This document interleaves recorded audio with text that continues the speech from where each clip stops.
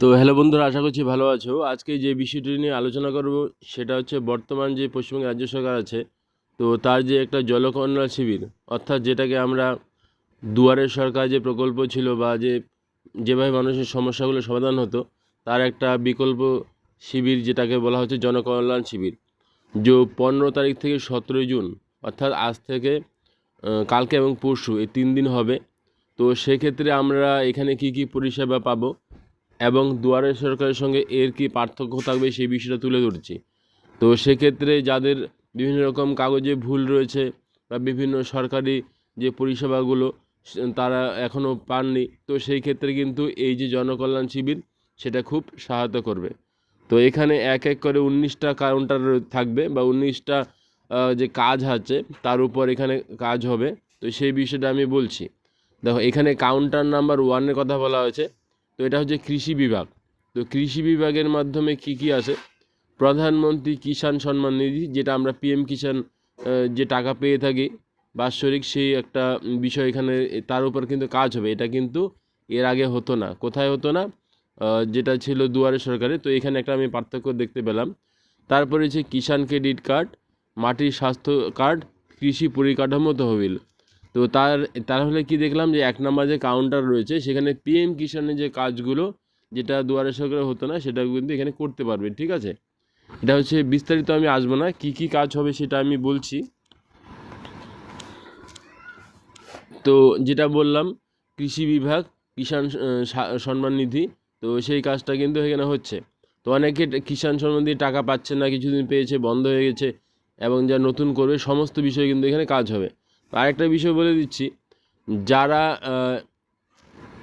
যাদের যে জমির খতিয়ান সেটা 2019 সালের পরে তৈরি করেছেন, তারা কিন্তু অনলাইনে পিএম কিষাণের অ্যাপ্লাইটা নিচ্ছে না। ঠিক আছে, তো সেই ক্ষেত্রেও কিন্তু এখানে সাহায্য পাবেন। কোথায় পাবেন? সেটা হচ্ছে জনকল্যাণ শিবিরে। তো এটা আমি কৃষি বিভাগের কথা বললাম। তারপর কাউন্টার নাম্বার 2, তো এখানে অনগ্রসর শ্রেণী কল্যাণ বিভাগ। দেখো, এখানে যেটা বলা হয়েছে অনগ্রসর শ্রেণী কল্যাণ বিভাগ বলতে আমরা কি বুঝি? এসসি, এসটি এবং ওবিসিদের কথা। ঠিক আছে, তো তাদের যে এসসি, এসটি এবং ওবিসির যে সুবিধাগুলো আছে, তো সেক্ষেত্রে প্রাক মাধ্যমিক, পোস্ট মাধ্যমিক বৃত্তি, অর্থাৎ মাধ্যমিক পাশ করার আগে এবং মাধ্যমিক পাশ করার পরে যে সমস্ত স্কলারশিপ হয় তার কাজ কিন্তু এখানে হবে। আর শিক্ষাশ্রী, মেধাশ্রী এবং তপশিলি বন্ধু, এই যে ওবিসি দের যে সহায়তা আর্থিক, তো বিশেষত যারা পড়াশোনা করে তাদের জন্য, তার কাজও কিন্তু এখানে হবে। ঠিক আছে, সরাসরি। তো কাউন্টার নাম্বার 2 এর কথা বললাম। কাউন্টার নাম্বার 3 যে বিষয়টা আছে, অর্থ ব্যাংকিং। তো অর্থ ব্যাংকিংয়ে কী কী কাজ হবে? প্রধানমন্ত্রী জনধন যোজনা, প্রধানমন্ত্রী জীবন জ্যোতি বিমা যোজনা, প্রধানমন্ত্রী সুরক্ষা বিমা যোজনা ও অটল পেনশন যোজনা। তো এই বিষয়গুলো আমি শর্টে বলে দিচ্ছি। প্রধানমন্ত্রী জনধন যোজনা এবং প্রধানমন্ত্রী জীবন জ্যোতি বিমা যোজনা, এগুলো কি এক ধরনের বিমা। ঠিক আছে, বিমা বলতে কি, মাসে মাসে একটা টাকা কাটবে, যেটা একটা নির্দিষ্ট সময়ের পর আপনার পাবেন, আর চাইলে এর আগেও কিন্তু তুলে নিতে পারেন। আর তার সঙ্গে অটল পেনশন যোজনা যেটা রয়েছে, আমি ব্যক্তিগতভাবে বলবো যে অটল পেনশন যে যোজনাটা আছে এটা খুব ভালো যোজনা। যাদের বয়স একটু কম, মোটামুটি 30-এর মধ্যে তারা কিন্তু এই অটল পেনশন যোজনাটা তোমরা করে নিতে পারো। তো এখানে কতগুলো পজিটিভ দিক আছে। তো অটল পেনশন যোজনা যেটা আছে, তোমাদের মাসে মাসে একটা টাকা কাটবে, 60 বছর পরে পাবে। এটা হলো সিম্পল বিষয়। এটা মেন বিষয়, সেটা আমি বলছি কেন এটা করার জন্য বলছি।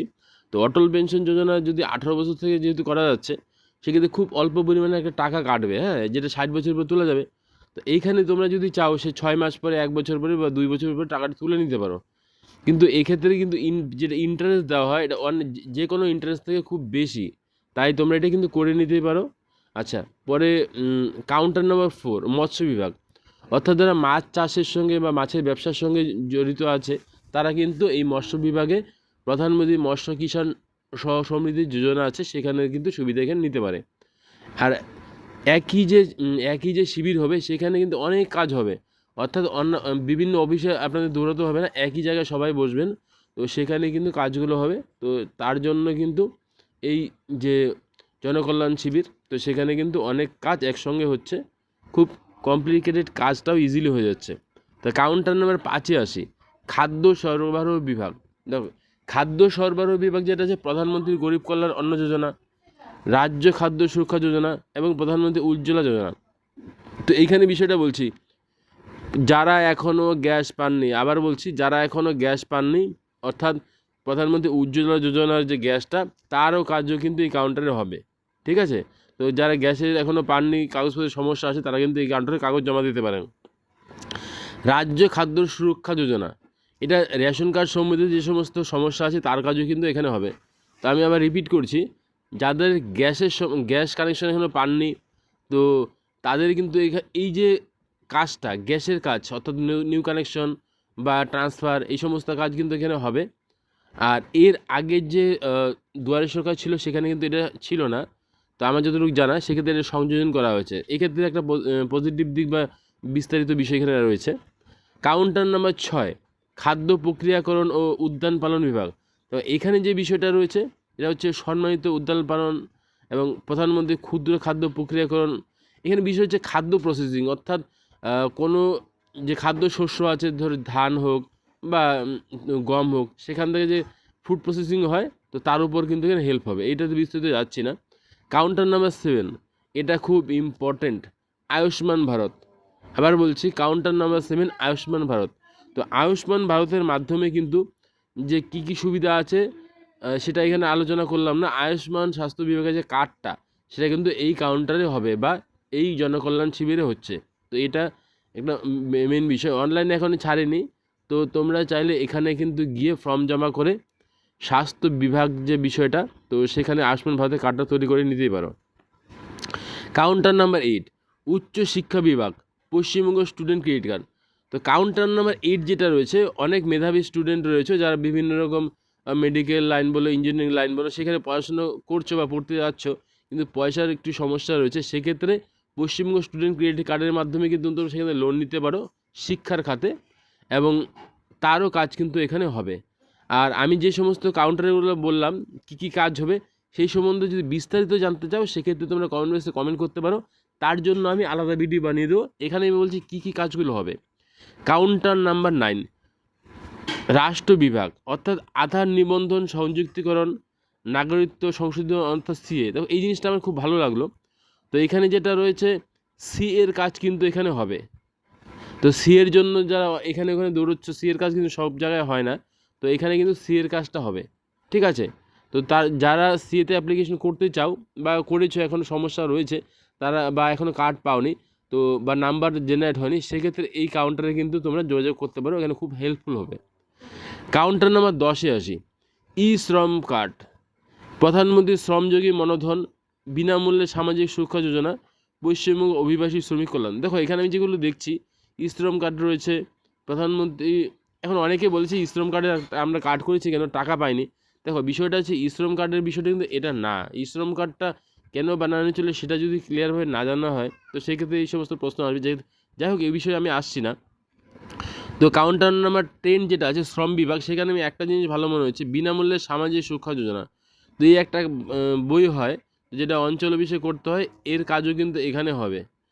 পরে কাউন্টার নাম্বার 11, জমির রেকর্ড, নামজারি, পাট্টা আবেদন, জমির রেকর্ড, ক্ষুদ্র সংশোধন। অর্থাৎ জমি সংক্রান্ত যে সমস্ত সমস্যা আছে, তার জন্য কিন্তু একটা কাউন্টার খোলা হচ্ছে। এই কাউন্টার নাম্বার 11, সেটা ভূমি বিভাগের নাম বলা হয়েছে। তো তোমরা চাইলে এখানে কিন্তু জমির যে সমস্যাগুলো থাকে বা খতিয়ান তৈরি করে, এগুলো কিন্তু এখানে করতে পারবে। তো যার জন্য আলাদা করে কোনো অফিসে দৌড়াতে হবে না, ঠিক আছে? আর এখানে কিন্তু এক্সট্রা কোনো টাকা দিতে হচ্ছে না, নর্মাল যে সরকারিভাবে ফ্রিতে হচ্ছে, ঠিক আছে? কাউন্টার নাম্বার 12, সংখ্যালঘু বিষয়ক ও মাদ্রাসা শ্রেণী বিভাগ। এখানে সংখ্যালঘু অর্থাৎ মাদ্রাসা যে শিক্ষা ব্যবস্থা আছে, তার উপর কিন্তু প্রাক মাধ্যমিক ও পোস্ট মাধ্যমিক বৃত্তি, প্রধানমন্ত্রী বিরাসতকা সম্বর্ধন। দেখো এই বিষয়টা হচ্ছে, সংখ্যালঘু যারা রয়েছে, যারা মাদ্রাসা থেকে শিক্ষা গ্রহণ করছে, তাদের জন্য কিন্তু এখানে একটা ভাতা বলবো না, স্কলারশিপ যা আছে তার কিন্তু এখানে কাজ হবে। কাউন্টার নাম্বার আসি 13-এ, অর্থাৎ 13 নম্বরে, ক্ষুদ্র ছোট মাঝারি শিল্প, প্রধানমন্ত্রী বিশ্বকর্মা প্রকল্প, উদ্যম নিবন্ধন, প্রধানমন্ত্রী কর্মসংস্থান সৃষ্টির কর্মসূচি, ক্ষুদ্র মুদ্রা ঋণ। তো এই কাউন্টার নাম্বার 13-তে তোমরা কী পাচ্ছ, যদি তোমরা ছোটোখাটো কোনো কাজের সঙ্গে যুক্ত, যেমন কামার কুমোর, রাজমিস্ত্রি, কাঠমিস্ত্রি, তাদের জন্য কিন্তু এখানে একটা কী বলবো, ভাতা বা আর্থিক সহায়তার যে প্রকল্প ছিল, সেটা হলো প্রধানমন্ত্রী বিশ্বকর্মা প্রকল্প, ঠিক আছে? তো এরও কাজ এখানে হবে। উদ্যম নিবন্ধন, একটা সার্টিফিকেট হয় এমএসএমইর, এমএসএমই বলতে যেটা হচ্ছে মেক ইন ইন্ডিয়ার আন্ডারে হয় উদ্যম নিবন্ধন, সেই সার্টিফিকেট এখানে পেতে পারো। এটা কী কাজে লাগবে আমি পরে বলবো। মেনলি এটা লোন টোন বা বিভিন্ন নতুন কাজ শুরু করার ক্ষেত্রে এই সার্টিফিকেটের প্রয়োজন হয়। মুদ্রা ঋণ, এখান থেকে কিন্তু লোনও পাওয়া যাবে। Account number 13। আবার বলছি, এই বিষয়ে বিস্তারিত জানতে গেলে কমেন্ট বক্সে কমেন্ট করো, আমি পরের ভিডিওতে এই বিষয়ে যে বিষয়ে জানতে চাচ্ছ তা আমি জানিয়ে দেবো। বিদ্যুৎ বিভাগ, প্রধানমন্ত্রী সূর্য ঘর যোজনা, তো নতুন কানেকশন বা সেক্ষেত্রে কারো লোন, কারো ইলেকট্রিসিটি বিল বেশি হয়েছে বা বিভিন্ন যে সমস্যাগুলো রয়েছে বা বিদ্যুৎ সংক্রান্ত সমস্ত বিষয় কিন্তু এখানে কাউন্টার খোলা হচ্ছে। তো এর আগে কিন্তু দুয়ারে সরকারিটা ছিল না, যেটা আমার মনে পড়ে। কাউন্টার নাম্বার 15, পঞ্চায়েত ও গ্রাম উন্নয়ন বিভাগ, ঠিক আছে। তো এখানে স্বচ্ছ ভারত মিশন, স্বনির্ভর গোষ্ঠী ঋণ সংযোজন, বিভি গ্রাম ও জব কার্ড। তো এখানে কাউন্টার নাম্বার 15 যেটা আছে সেখানে জব কার্ডের কাজ হবে। সে নতুন জব কার্ড হতে পারে বা সেপারেট হতে পারে বা কোনো সংশোধন হতে পারে। আর স্বনির্ভর গোষ্ঠী থেকে যারা যারা কাজ করছেন অর্থাৎ সেলফ হেল্প গ্রুপ, তাদেরও কাজ এখানে হবে। অর্থাৎ এই 15 নম্বর কাউন্টারটা খুব ইম্পর্টেন্ট হয়ে যাচ্ছে। কিসের জন্য ইম্পর্টেন্ট হচ্ছে? জব কার্ডের জন্য। জব কার্ডের সমস্ত কাজ কিন্তু এখানে হচ্ছে।